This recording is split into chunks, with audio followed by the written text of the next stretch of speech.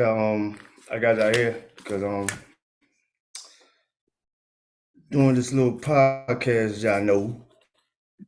So trying to dab into the relationship world real quick. So as y'all be seeing my posts or whatever, I'll be posting certain questions just to get a feel of the men and the women aspect, battle and all that stuff like that. But I just want to ask y'all some questions about the dating world, or the men versus women situation. Let me see. Let me recall. Got it. Bam. Bam, bam, bam. So Angela, starting off with you first. I'm trying to remember that question that kicked it off for us. Was it could you teach a man to be in a relationship or something like that? It was like dealing with it was almost like an affirmation almost, where you were just like, work with him, do all this stuff and create him, and he'll be the man you need. Build the man, basically. Yes. Okay. So in your response, you was like, that was not true, right? Mm-hmm. I still stand by that. Care to elaborate on why you think it's not true, or you have like personal experiences? I mean, I can definitely say it's more so a personal experience than anything. It's just like, I know for a fact, just in my past relation, like especially my most recent relationship, where it's just like, because seeing that was like right after I'd actually spoke with him. And, and like, he's at the point where he's almost to the point where he's thriving, which is, it's always good. I definitely don't have anything against anyone thriving and being successful. But the thing about it is like, during our marriage, that didn't happen. I was the one that was taking on most of the work, putting in the encouragement. Whenever he wanted to start some random business that he was thinking about doing, I was the one that was financing, getting the materials and helping out and stuff like that. And, he would get a job, but unfortunately he wouldn't be able to keep it. So that meant that I was having to take over the brunt. And of course, like, if it was like a boyfriend thing, it would be easier to just be like, this is not working for me, but this is my husband. So you still want to be able to, be there for him, but it's just like, but at the end of the day, though, everything that he's doing now for the woman that he's with, and again, I have nothing against their relationship, but it was like he wasn't able to do that for me. And I was the one that was trying to build him to that. And so that's why I was saying that it really just depends on the person that you're with. Because if you have to actually want to be all those things, because somebody can put all this money on someone, all this, everything like that.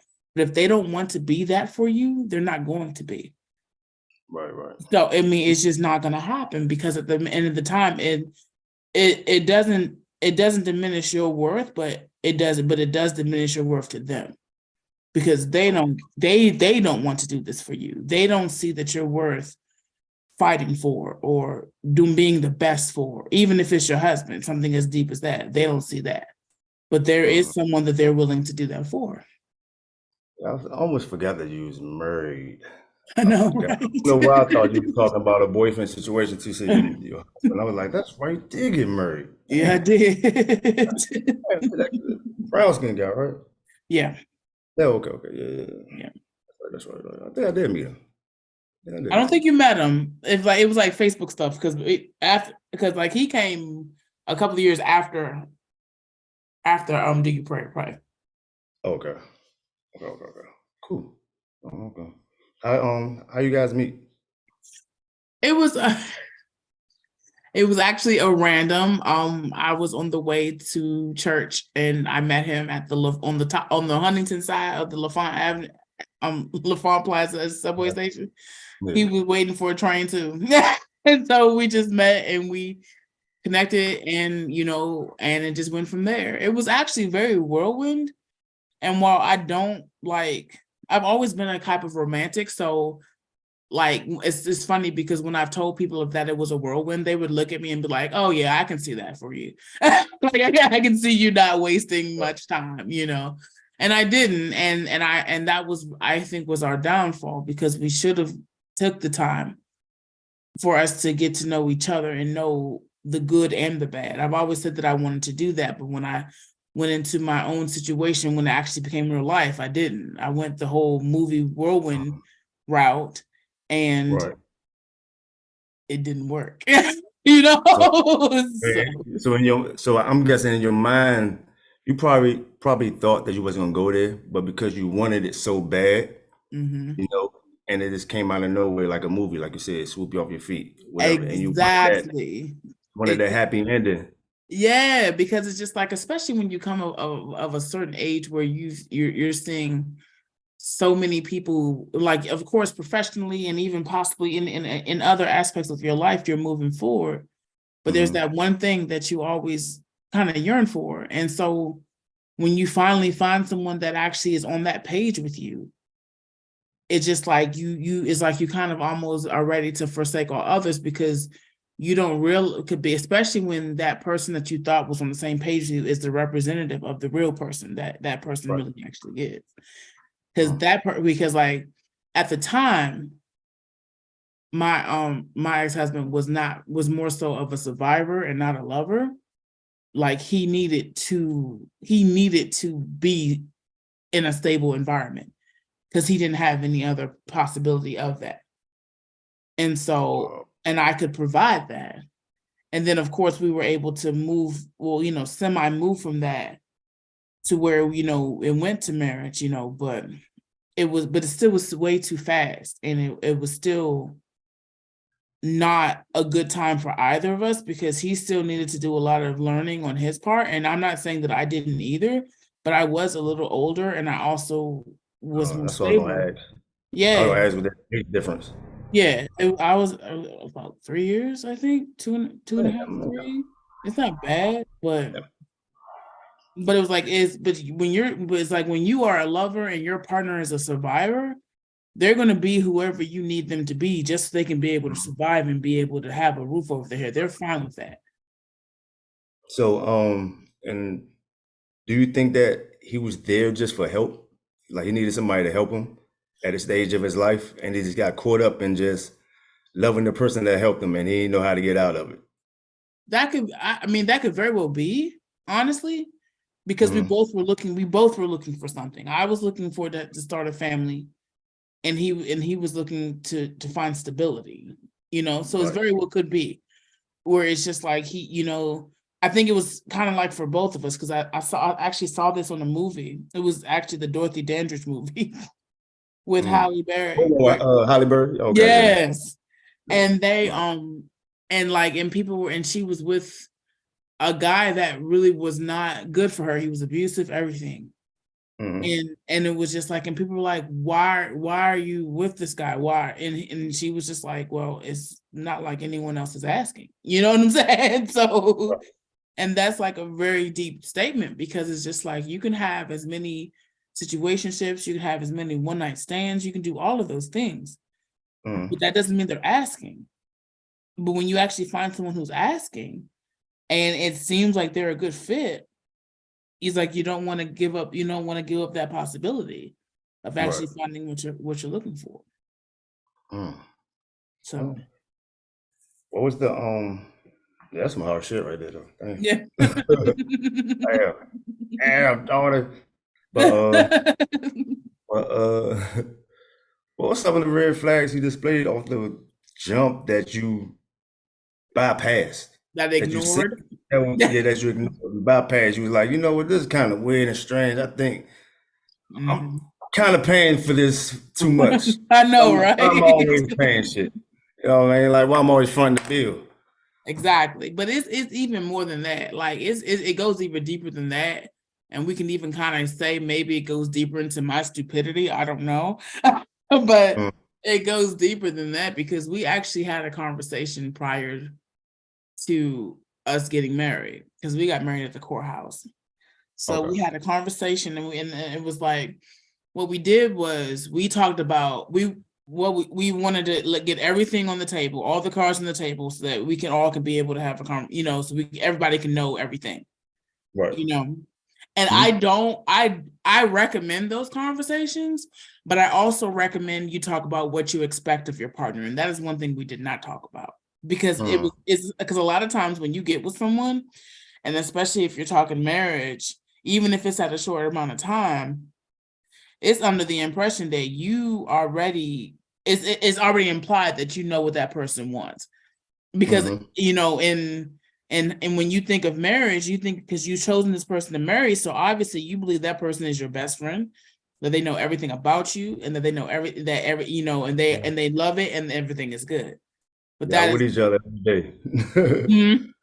And you guys with each other every day, stepping away. You're with each other every day. You understand everything, and you're still good, and everything is good. But that wasn't, unfortunately, that wasn't really for us. But we still went through it. But the red flags that I saw, one, when we had that conversation, because when he met me, because I had literally prayed for somebody for these specific things. Okay. I had prayed for somebody that I wanted to, I was ready to find a man, a stable man in my life. I was tired of going back and forth and having all these random situationships and rotation. I was ready. Trying to get out of the streets. Yes, exactly. I was ready to get out. No more hot girl summer. Yes. Or hot girl just year. Okay. Just hot. Just absolutely just hot. But I was ready to, and so, but I said, but I want someone that's going to be my partner. So that means I have a life already in progress. I like my life. So I'm wanting someone that I can add to that, where they're not too caught up in me needing them, because again, I already have a life in motion. So it's not the fact of me needing you to take me, to get me out of something.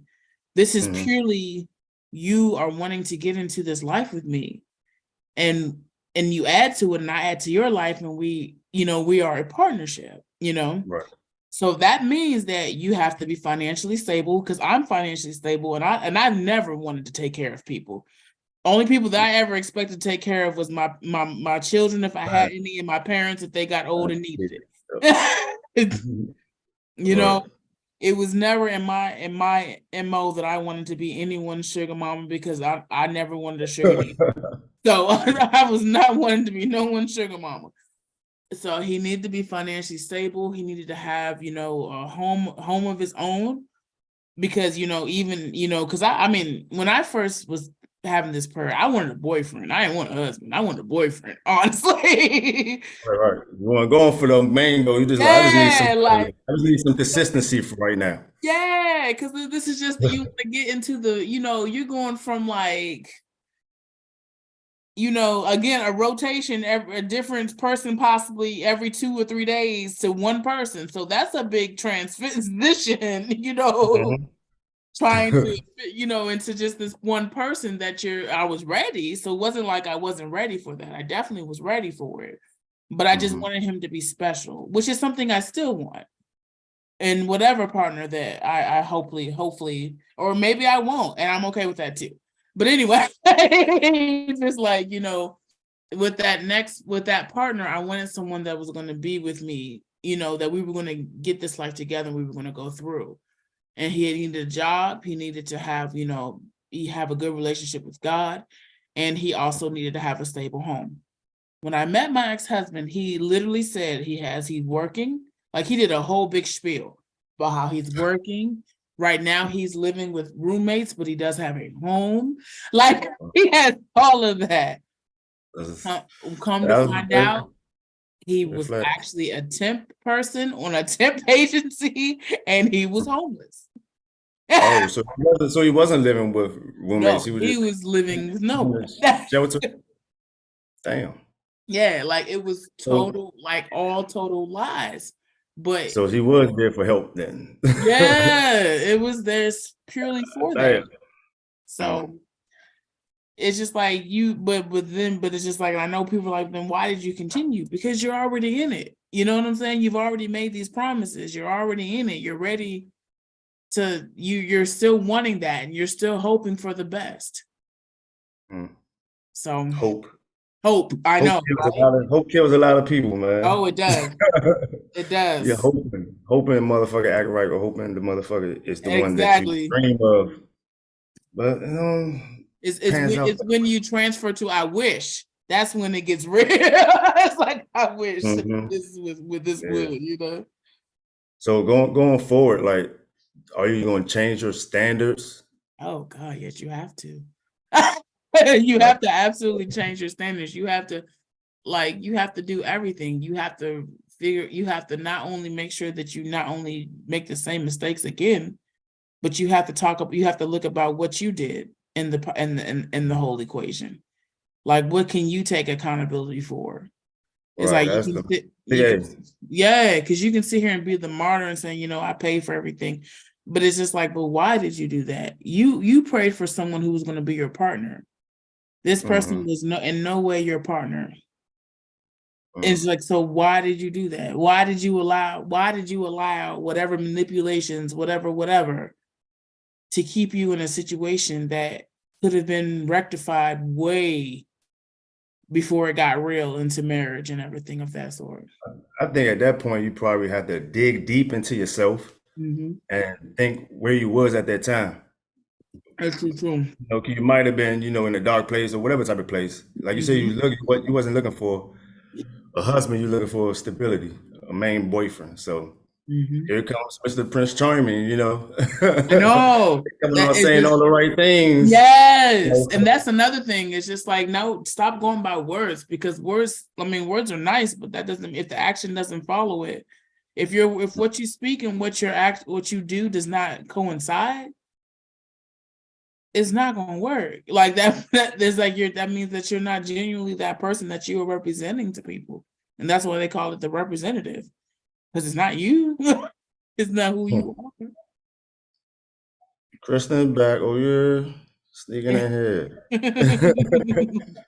Sneaking back up in here. Finally, on my computer, I'm not in the dark. And all yeah. Now you out here living the best life. I see you back there. You in Bahamas, man? That was Grand Turks. Nice. Nah, for real. That's fire. That's fire. So, Kristen, your ass. What's your relationship status these days? My relationship status. We're hanging in there. I identify as single, but I am, in a situation right now. But I'm single. Okay. Dating. So, I should say I'm dating. There we go. Dating. Yeah. Okay. So what's your standards right now that could improve that dating situation into a boyfriend status?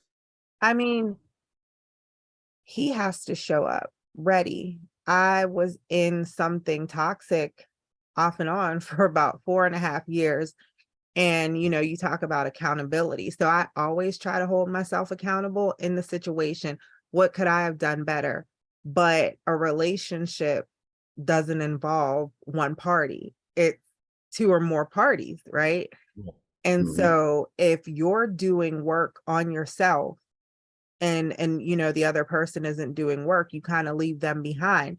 Meaning what I accepted then, like, let me back up. My thing is I go in with a purpose. So I was raised to be a helpmate. I like being a helpmate because I am a single mother and I'm dominant all day. I'm a single mother and I'm in leadership. So all day long, 24/7, I'm carrying everything, right? I'm carrying my household. I'm carrying the organization that I work for.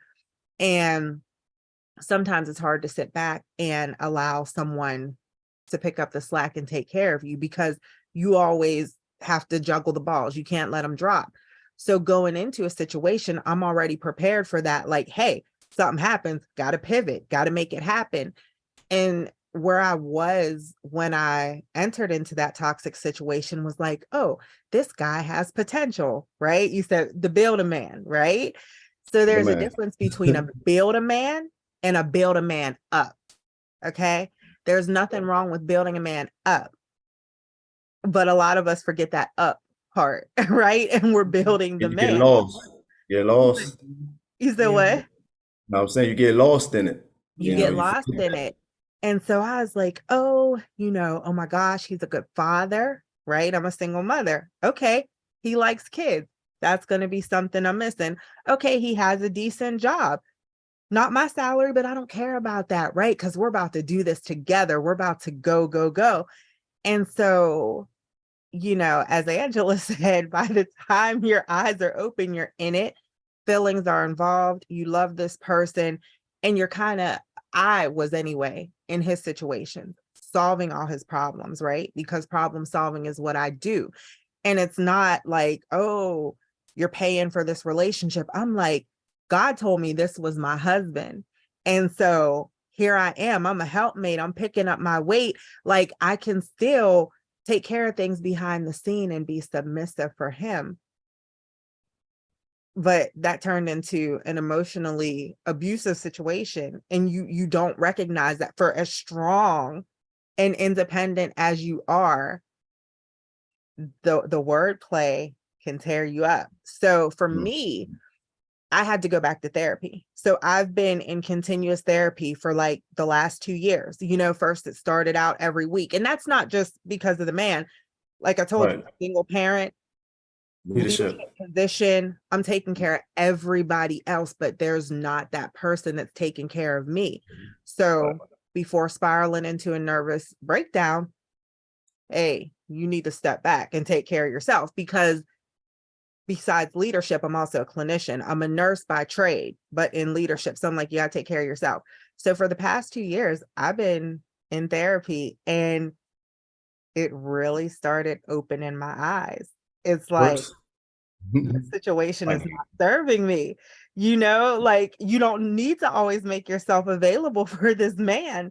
And once I changed my routine, it threw him off because he was used to let me gaslight, let me, say what you're up doing and or what jumping. you're not doing. Let me pick this fight.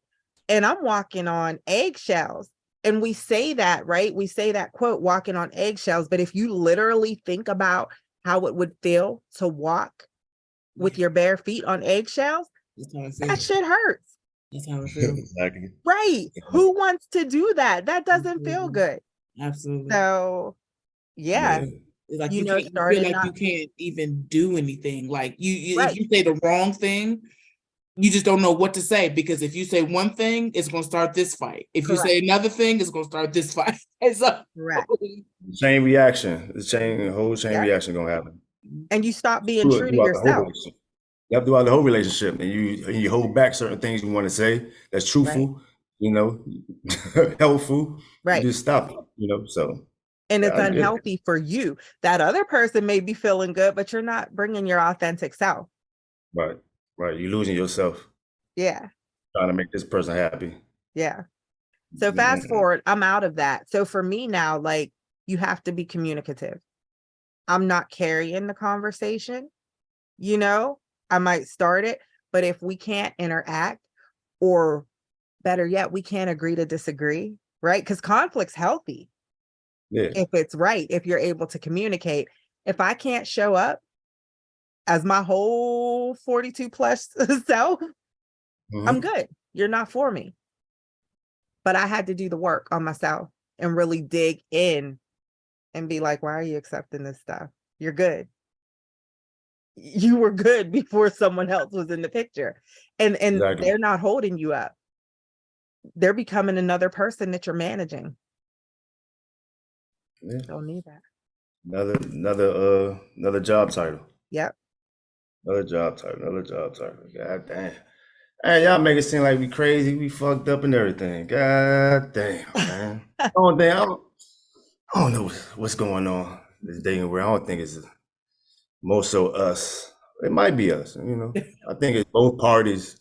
So I'm gonna ask you guys, this leads to my next question to both parties. Do you guys think that you are toxic in any way?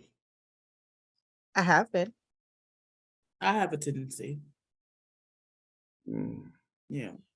What's some of the things? Well, yeah, what are some of the things that you do that are toxic towards your mate or whoever?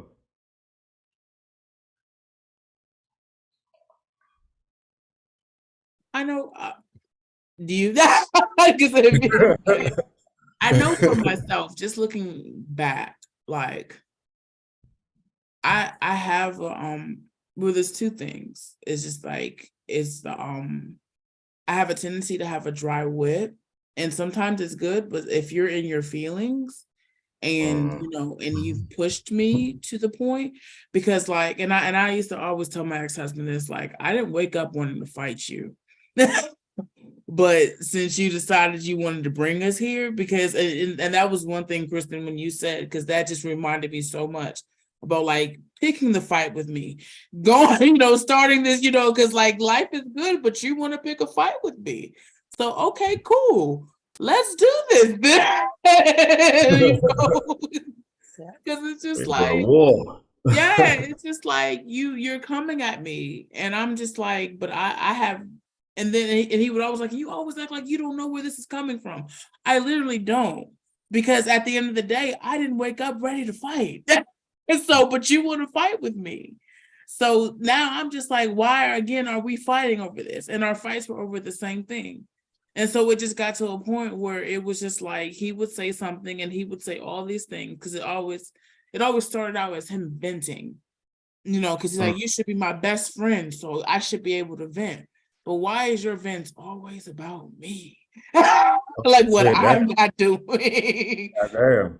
And so your vents are always about me. I'm sitting here, I'm just like, okay, cool, bet, whatever. It is what it is. But you just continue. And so now I'm about to go deep into your misgivings, into your issues. Oh, now you're mad. It's like now you're mad. And I'm just like, tit for tat thing. Yeah, it's like it is. It's a tit for tat. And I have a tendency to do that because I'm just like, I'm not going to sit here and allow you just to say whatever you want to say to me. And so if that means that if you're going to go low, I'm going to go lower. and then we're just, and now you're ready to hit me because I done said something that hurt you to your core, even though you've been fussing for like 20 minutes. Yeah, that's kind of one of my toxic traits, because I'll always say, you cannot shoot me with a 22 and expect me to shoot you back with a 22. I'm gonna shoot you with an AK. That's what the hell I'm gonna do. How about it? How about it? Like I'm taking every single piece of flesh I can take, because we're not gonna do it. Exactly. We're not gonna do this. And so I'm trying to stop that shit. Exactly. It's just like I have that, and I would say my other issue would be, I have a saying, and it's like real. I've lived my life by it without even knowing it was the saying of my life. And what's funny, I heard this saying on Family Guy, and it's everybody gets one. Like, no, you don't. Like, everybody gets one. So after this one time, when I've seen how you are, and I don't like it, you won't change. And it takes forever for me to get back on track. And so, and it's just like, even though, yes, I stay with my ex-husband, yes, whatever, until we decided that we just had to go because it got domestic. But it's just, at the end of the day, he knew I didn't like him at the end of the by the end of it. Like, he knew, because I'm just like, and when I'm on that, I'm on it. Like, it takes forever to get me off of it. It really does. It takes forever. And that can be toxic.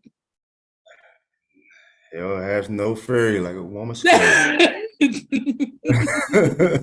That shit killer, boy. Whoa. God, I know y'all know women, y'all cut deep, man. Y'all be saying some crazy shit. Like saying, like, we might say some shit to y'all, like, yeah, I'm the only one that cried when my grandmother died, and I would cry like a baby, and then we in an argument. That's why you crying when your grandmother died, nigga. Like, you're the only one I told that to. You're killing me. You're killing me, Smalls. Come on, man. So yeah, I had a situation like that too. Like, try to hit me with certain words, and I'm like, just looking like, I ain't used to this. Somebody saying some shit like this to me. Trying to hit me hard. All right. Yeah, got rid of that situation, but yeah. Toxicity. But Kristen, what's your toxic trait? So oh, it's evolved over the years. It used to be a little more cutthroat. So, Aquarius gang is always proud. Gang gang, I'm Aquarius. So Oh, um I've always been yeah. able to be more manipulative with mine. I study people, I watch people, so I know what hurts. So Mm, I'm able to keep it nice and keep it cute, but I know it digs deep, right? It's more of a mental game. I don't do it so much anymore. And I mean, you've known me now for how many years, and I present the same. I'm the same all the time. I'm even kill. I don't like drama. I don't like to argue because I always think before I speak, because I know my mouth can be ruthless. And right, if I say it and I don't care, it means we're done anyway. Like, I don't care if I come back from it. So right. if I know that, like, I still want to be cool, I'll bite my tongue. So it kind of switched up to being ruthless and cutthroat to it would get to the point I'm trying to be nicey nice and peace in the situation.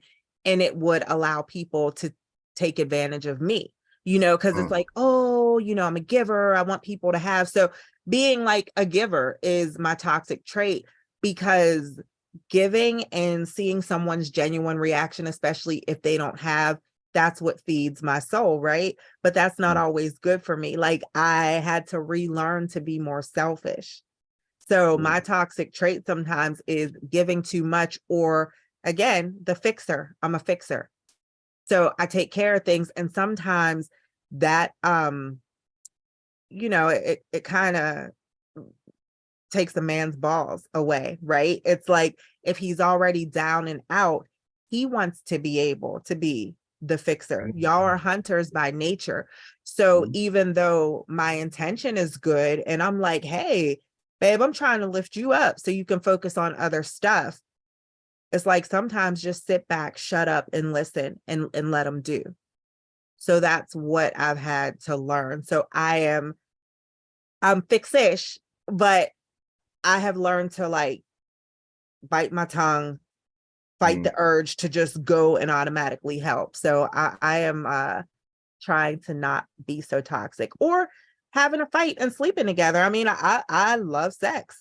So I had to Right. learn not to, like, to be okay without having it sometimes, because it's like, that'll keep you, that, soul ties and everything, that'll keep you in a situation longer than you're supposed to be. Right. So Very true. Now, because you're a giver like that, is that going to be hard for you to, like, accept somebody else in another in the next relationship, that you have to give and provide for, that you might need another he needs another nudge, is that going to be yeah, hard for you? Can you balance that out? I can. And that's why I say, like, I'm dating, like, I'm in something, and I offer motivation and encouragement. It's not always like, hey, let me look this up, let me fix this for you. It's like, Okay. hey, let me listen to you. But at the same time, let me not be like, oh, yes, this is so great. You're so great. I'm going to be your friend Yeah. for real, too.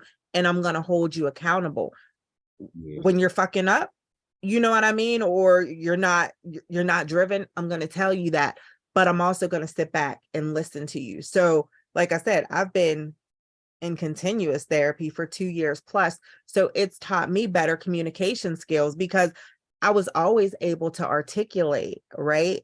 But that doesn't Mhm. always mean that you're good with communication, because if the other party isn't able to receive, or you're not finding their communication style and they're not finding yours and meshing them together, then all it is noise, right? So I've had to learn that as well. Oh, sheesh.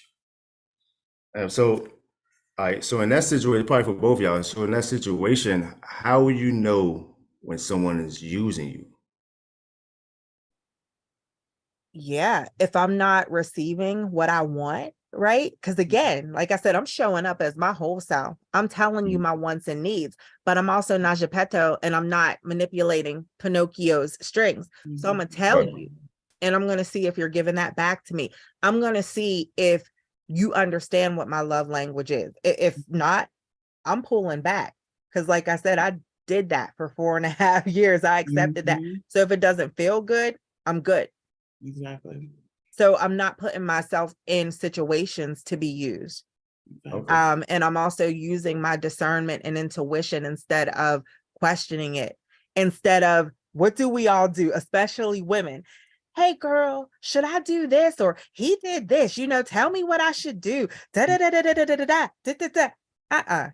Kristen, this is your relationship. This is your situation. Sure, you can talk to your friends, but it's not for them to tell you what to do. It's for you and that other party to communicate what's best for y'all. Yeah. That's Yeah. exactly right. It's because it's just like, especially, and I know for me, like even with that, especially, and then also the fact of kind of remembering how it was when and that's when reflection comes in about how it was when you were in that toxic situation.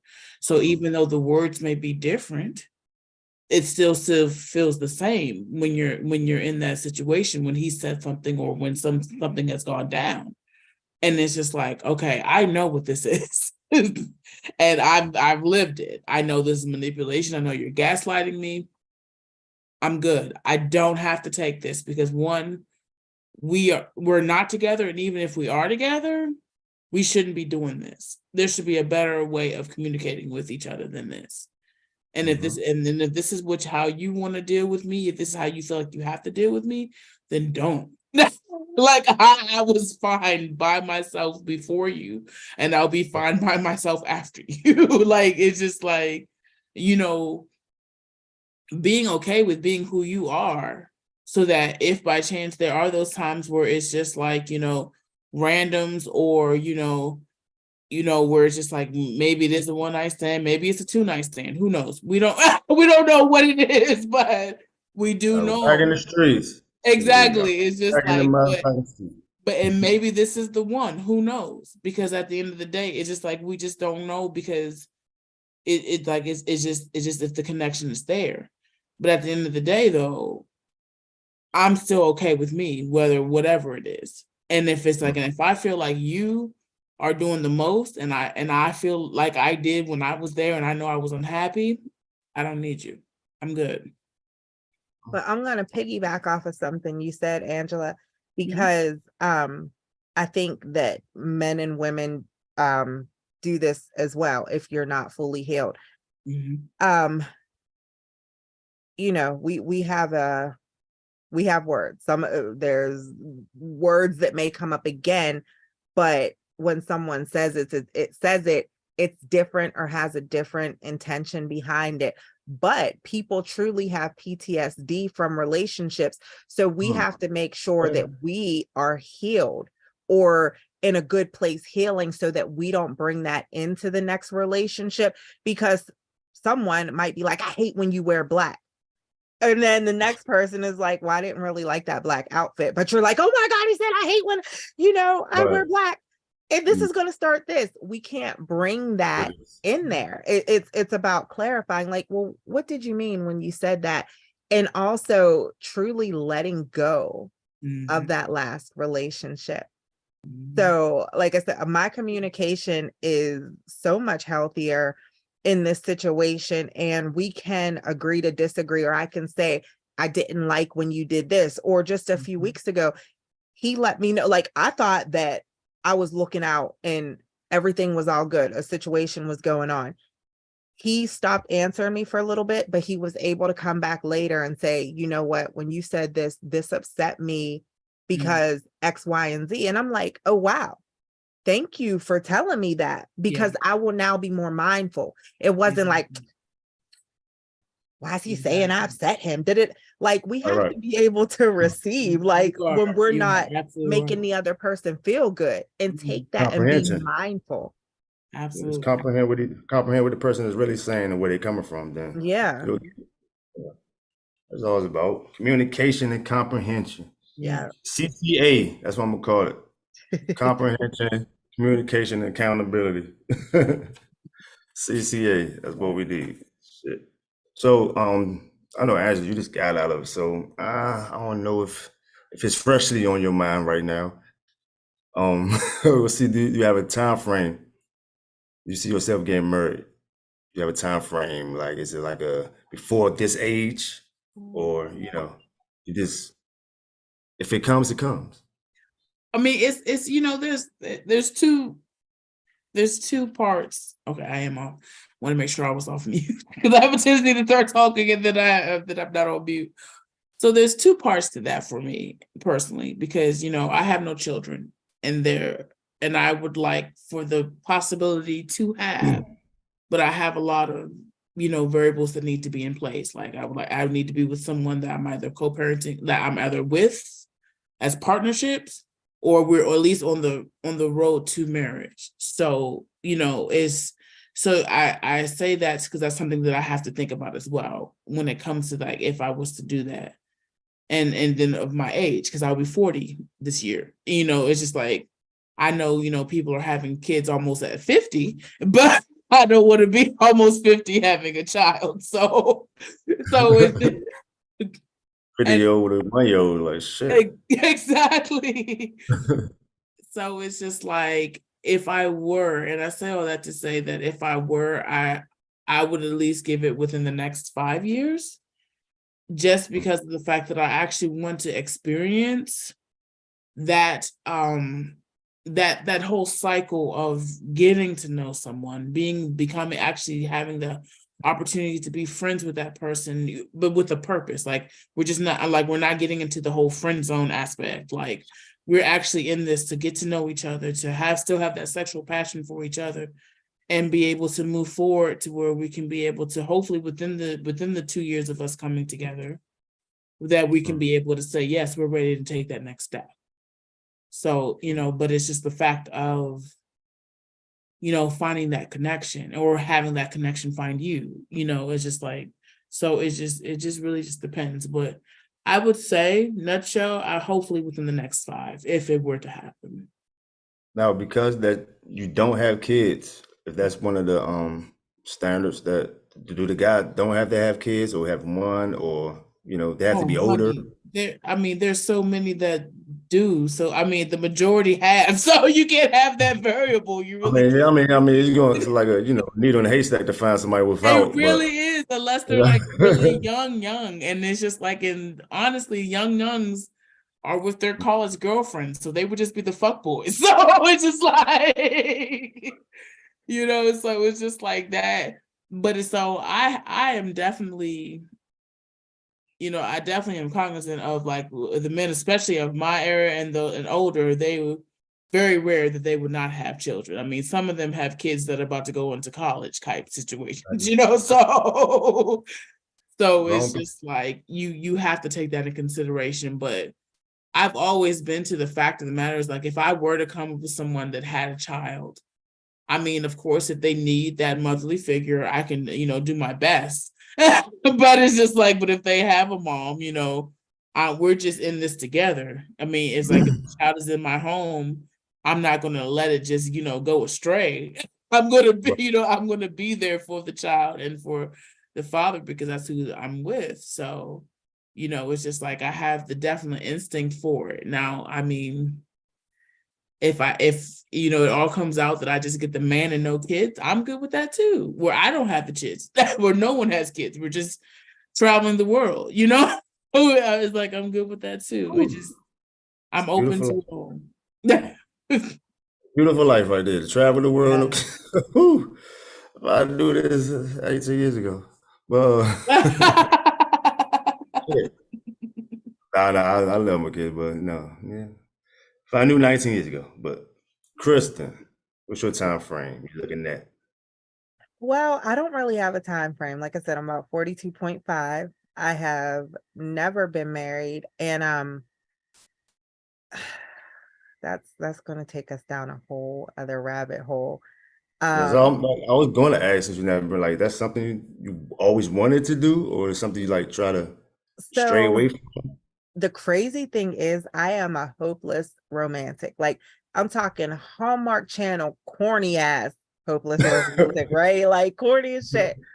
But you have to take me to a special place. I think that growing up in the 80s, when I came from a 2-parent household, so let everybody know that now. I had both of my parents, always lived in a house But even as a little girl, I never wanted a big wedding. I've always been like practical about that. I'm like, why am I going to put on this big production and pay for someone else? I'm like, we could go to the courthouse or we could do destination. But Right. growing up, you're watching the Hallmark movies. You're watching, oh, they have a little conflict, they kiss and they're in love. So until you truly become grown and you're like, wait a minute, this takes some work. And then I am also a guy's girl, right? So I've always had male friends and we've always talked the real. And Right. I've seen some things. I mean, like it has me questioning monogamy, right? And whether that's a fantasy. I don't know. Is it real? I don't know. Or can it be sustained? I don't know. Because I've seen people with rings on do some things, and that's male and female. And tell me about it. Like it's like back in Yeah. my day. Life, Shit, yeah. that was my thing back in my day. Like Yeah. being with a married person because I knew I could. You know what I mean? So Yep. that was toxic. Yeah, But me too. but I've had my share yeah. of them. But I actually think like you probably could, like you probably can be if you really into that person or that's what you really want. Correct. You really love that And person, that's you a could probably conversation change. to have, and Correct. you both are taking that vow seriously. Yeah. Like Right. we said, we're going to be to each other, so that's Right. what we're going to be to. It's no like setup in your mind. It's nothing that's they might try to backdoor me or they might do this. If you have none of that in your mind, then you should be good. I think Yeah, it's and no problem unless you have yeah. a addiction. Then something else. Yeah. And so I don't have a time frame, but I love love. I want to be in love. I am in love, right? Right. So y'all in love currently right now. I am in love. So all right. It Okay. All right. Let's backtrack. So if you are in love right now, how you like got the mindset of like you said you was dating. uh-huh. So you could be in love with one person and still date others? So actually the reason, if for title purposes, I said I'm dating, right? Because I said I'm in a situation. Yeah, I'm in a right. situation. I'm in a Okay. situation. And Situationships. so like, am For I life. out sleeping around? No. Am I still open? Because I'm not in a committed relationship right now, right? That's the other thing that we put on ourselves, and I've been guilty of that. Like, oh, I'm feeling him. Oh, he makes me feel like that. I'm gonna see only him. Until we have that discussion, I've never been one to assume, because assuming makes an ass out of me and you. Hey, right? For life. Oh, yeah. But I'm in a whole grown ass situation. Like I said, it's filling me up right now. The communication is good. The understanding is good. The support goes both ways. So Okay. what will that turn into? I don't know. And again, I don't have a time frame for it. When and if it no longer serves me, I'll move on from that. And if it serves for us to be in a monogamous relationship that leads to something else, I'm for that too. Right now, I'm for the journey, because like I said, I did 4.5 years of trying to control the situation, trying to put all the actions in place that I thought would be like, oh, how could he not want to marry me? God told me this was my husband. How could he not want to be with me? And it left me in a miserable situation. Not doing that this time. I'm seeing what serves me. Yeah, there you go. He's like, you Serves make you. decisions for everybody. Like, and I get that, because like every time you speak on it, I'm like, my cousin calls that a takeover spirit, because she says I have it as well. Because it's just like, because it's like, I'm going to watch you and I'm going to see if you can do it. Yep. But if I feel like you're not doing it, I'm stepping in, because I have to, especially if it's if it's about my life. Yeah. Because it's just like, no matter what, when a woman is trying to find a man, she wants the biggest thing. And I know, and this could be just me, and it could be for everyone, even those that they call the strong, independent Black women. it's not because we want to be, it's because we have to be. But if we were actually able to find a man that we could actually feel safe with, that we know will protect us, that he would be the one that would do it. And just think about it is, again, and something that Kristen had mentioned about, we have incomes. Okay, do you make more than me? Great. If you make less than me, I'm good with that. Just be consistent so that we can be able to build a household wealth and we can be able to be happy in our home. No one person should have the responsibility over a whole home. And that's even with just two people in the house. Exactly. There's no, like, I have never liked the whole aspect of one person having one big old responsibility and the other one having the other big responsibility. Because at the end of the day, both are miserable as hell. But when you both, yes, you got the man, or even if the woman, whoever, because it's not even about man being the breadwinner or the woman, both. You got one person, no matter who it is, as the breadwinner, and then the other one who's supposed to be, taking care of the home. But it's just like, but then someone's gonna slack, and because it's just, especially if they don't know how to do that aspect. I mean, because that actually happened in my home, because I ended up having to take care of home and everything else, like work and take care of home. Right. So it's just like, so you got both. So now I have full responsibility. And then now you don't understand why. And now you're feeling neglected because I have full responsibility. But see, if I didn't have full responsibility, if you stepped up, or if we both stepped up or did whatever we need to do to make this work, we would be in a happy place. And we wouldn't have to worry about that. You know what? You brought up something, and people, I see this question posted sometimes, like, or I guess a response posted to a statement.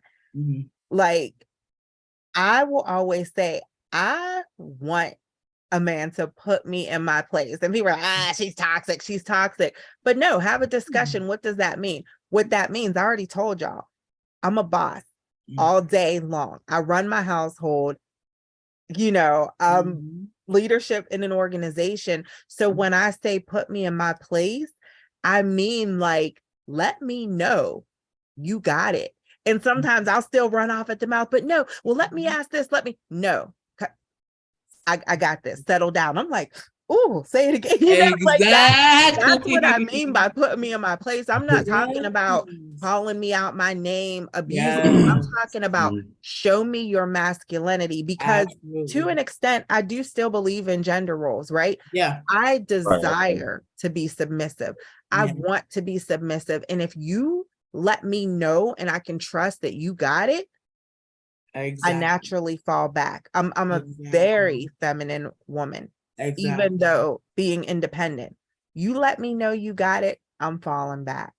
And I'll even ask you stuff. I'm not asking you permission, but it's where I'm at with my belief in gender roles. And it has nothing to do with finances. I do believe that, the man should be the head of the household. But can you be that? Exactly. And not just because you're a man. Right. Just because you have a penis, does that mean that you should be the household? I'm sorry, it just doesn't. You have to show that you can, because if you are the head of the household, that means that you are taking on the responsibility of making sure that house is protected. Yep. That house is still, and not only protected, but that house is warm. That house can be able to, can thrive. And yes, and you actually mentioned it before as well, Kristen, about being a helpmate. Yeah. If you want to be that helpmate to that person, because if you see that person is making sure that house is thriving, that house is success, that house is good, you'll help him do that. Yep. You'll be there for him to be able to continue that. Yep. But if you don't, are you guys capable of, like, not even like putting up a fight to get to that point, but already seeing and acknowledging and then sitting back already and just letting him do his thing?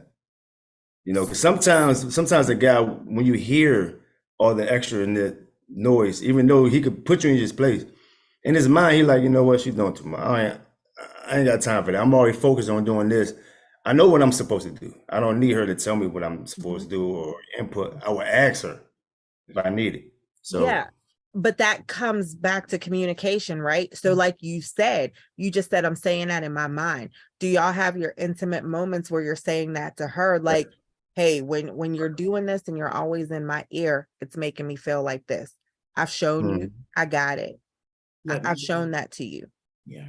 So for me, like I said, because I'm a doer, I'm not perfect. I'm not claiming to be perfect. So I might jump in and try to do something, and he needs to speak with me about it, articulate it, let me know, hey, this makes me feel like this, or this wasn't cool because I got this. I know you've been doing it by yourself, but let someone help you. I will need that reminder sometimes because that has been my routine. My son is 17 years old. I've been doing the damn thing myself. You know what I'm saying? So, nothing's ever going to be perfect. Change after like a year of just knowing you. Right. Mm-hmm. You need that constant communication, especially I want to be friends. For me anyway, I want to be friends with my person. So we're going to be talking anyway. Right. So you already know the situation or what he got upcoming, what he dealing with, stress and all that. So I should already discussed that, since y'all friends. But yeah. But so you said you don't have a time frame, right? You said 2 years, right? Yeah, I don't have a time frame. You said 2 years? No. So 2 years. I know it. I'm telling you, I'm calling it now. It's gonna be 2 years though. Yeah. For who? You. For me? Yeah, we'll see. If we'll see what happens. Yeah. All right, so another question. This might be a wild question. Not too wild. Do you prefer to find love or find not even love, but like a mate between social media or the work field? Which one you prefer? Whatever becomes more natural. So for me, I'm a transplant, right? So I've been here for 10 years. And in order to find people to hang out with, I mean, we'll go back, the group life. I've met some people in groups on social media. Now, we're not gonna be on social media forever. I need to feel your energy. I need to feel your vibe. So some of those people that I initially met in groups, we're still friends to this day, whether it's women, whether it's men. Work, that can get sticky too, right? Like, do you work in the same department? Can you separate it? You have to think about all types of stuff. Is someone going to try to file a sexual harassment suit? You really have to just think. It's situational. So it just depends. Now, I do not love dating sites because people are full of crap. And maybe that's what you're getting at, same with social media. Facebook, Instagram, all of that. You can make your life look like anything. But for me, it's about spending time with the person and getting to know that person. So where I meet you, but where we carry it, what the vibe is, that's how I know. I like that. I like that answer.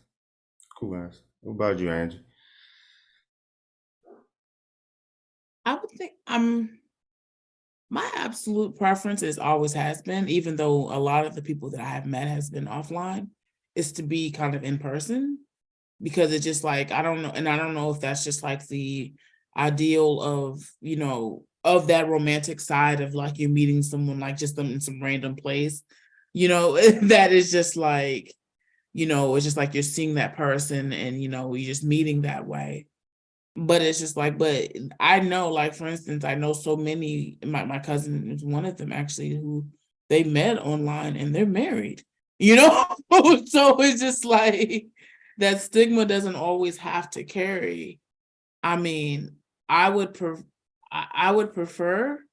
for it to be in a setting where it's just like I'm at a comfort zone and I'm not immediately being asked to see if they can see my tits or my pussy, because it's just like when you meet them, they're vying for your attention. They're wanting you to choose them, to give you their number or to talk to, it's just like, But when it's just like for online, it's just like it just ranges. So it's the preferred that, but you know, you just really never know what the medium comes from. I mean, because I've, you know, and I've even had like work situationships, you know, where it's just like, you know, where it's just like, you know, I've met someone at work and it seemed like there was the possibility of growth, but it wasn't. But you know, but we saw each other, so it was there. But you can also see, it's like you, especially when you just know when someone wants you when they don't. So it's just like there's, you know, there are ups and those downs, but you see that. Like with the internet, it's hard to. You just have to, you know, when the conversation gets kind of weird, then you're just like, okay, I think I need to fade to black on this because this is not where I'm at, you know. So. In the work field, like you said, you see them every day walking around. So yeah, it's gonna hit you a certain way. You're like, God damn, that girl used to lick this like that. Like the way she used to do that shit. She gonna do it to the next man. Shit. Do it to the next man. Damn, man. So, before I let y'all go, always gotta give my guests these. I want y'all to give me your top 5 TV shows of all time. Of all time. Come on. Favorite, not the top, but your favorites of 5 of all time. She can't do that to me. I did love oh my gosh, what was it with Olivia Pope? Scandal. Scandal. I Scandal. enjoyed that. Yes. Goodness. Yeah, I like This Is Us. I did enjoy This Is Us. This Is Us is actually really good. Like it really was. It was surprising, but it was. This Is Us is what's that again? Who's that? That's the That one was with Isaiah Pearson Washington. kids. Yep. Oh, okay. Yeah. Okay. Mhm. Oh yeah. Like 2 of them were twin. Well, they was triplets, but the 2 they lost one, and the dad found the black kid because it was the white family, and they found the black kid at the that came in from the fire department. Yeah. And he got them to adopt. He convinced his wife to adopt because they had already prepared for triplets. Yeah. So this baby needed a home, and they had just lost their baby. I will always watch Martin. Always. Yeah. I tell everybody that has to be right. Cosby Show too. Yeah. Cosby Show. Yeah. I watch. Yeah. And Golden Girls. I love me the Golden Girls. Oh, they are amazing. Oh, that's one of my favorites. Yeah. That is one of my favorites. That was on my list. The Golden Girls, man. Yes. Rose and Blanche. They are so funny. Like the humor that I didn't get when I was a kid, and I'm watching it now. I'm like, oh, they were off the chain low key, and they did this on TV.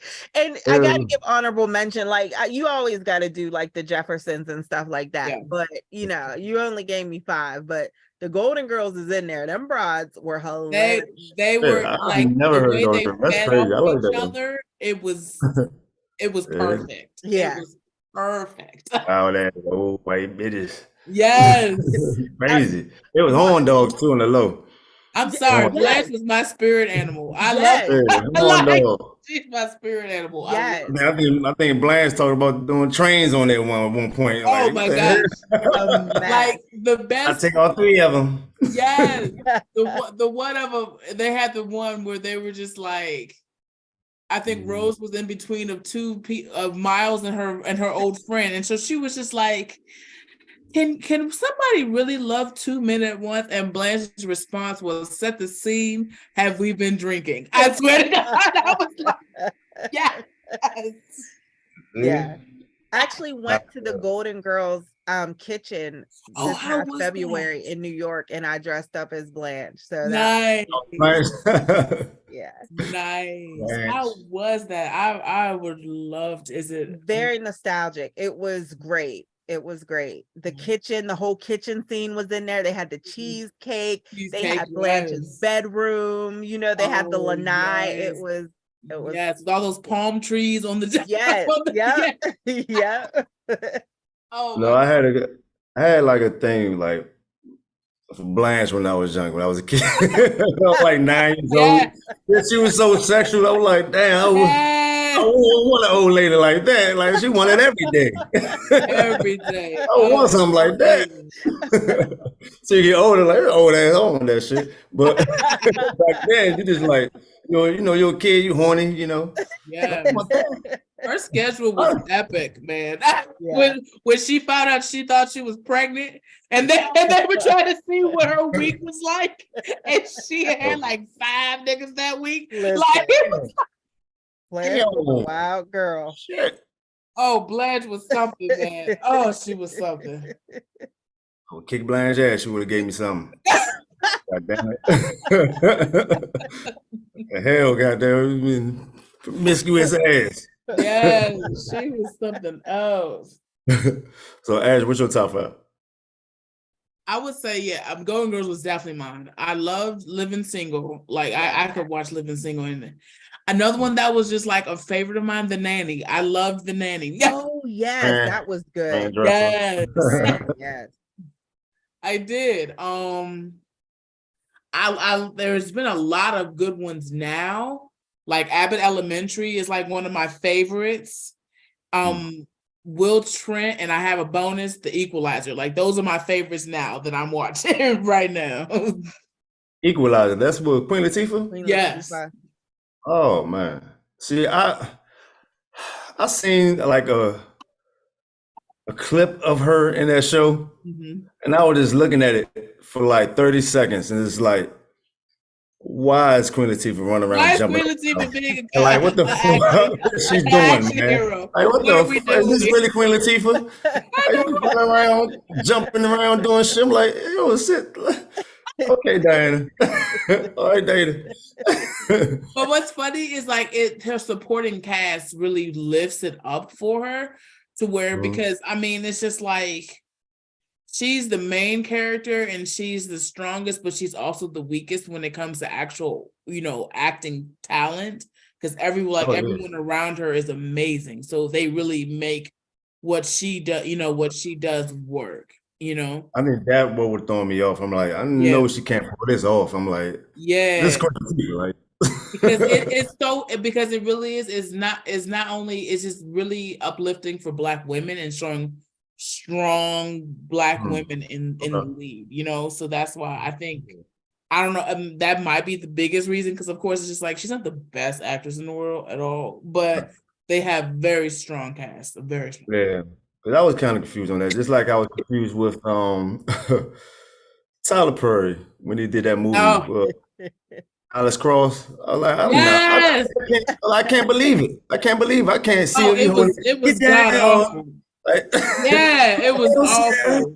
It was awful. Oh God, it was so bad. Busting in the door. Hello, get down. I can't picture Tyler Perry, man. And he had another role somewhere else, and I was like, why do y'all keep on giving this man parts? He was in Ninja Turtles. Yeah. He was in Ninja Turtles. I seen him in there. He was like the scientist guy. I seen him in that too. He was there. And then he was another one when he was like a message man for the mafia. Like it was some other random, like it was just like, why do y'all? It's kind of like Kevin Costner. Like, why do we keep on giving these people roles? I don't understand. Like Kevin Costner? Yes, he's the same guy every time. It's like Yellowstone is his jam. Like it really is. That's because his best one that everyone always says about him is Wyatt Earp, and it was a freaking Western. Like I was just like, that's what he did. I always thought his best one for us was probably The Bodyguard. Yeah. Yeah. I never really liked Wyatt Earp. I don't like Westerns though, so. Yeah. It's boring. Yeah. But that's saying stuff, and I'm just like, and then there's just so many actors that I could sit and be like, why y'all keep on giving these people no roles? I don't understand. Really, they don't fit the criteria. Yeah. Giving them as a favor. Yes. So I ain't gonna hold y'all, let y'all go on with y'all night. I appreciate y'all for coming through, Of giving me course. y'all blessings and giving me y'all stories or whatever. You know what I'm saying? Definitely grateful for y'all. Thank you. Absolutely. You're welcome. Love y'all for that. And whenever y'all want to come back and holler at me, want to talk again, just let me know. We could do this again. You know. Okay, absolutely. See y'all in a little bit. All right. Oh, signing off, motherfuckers. I'm gone.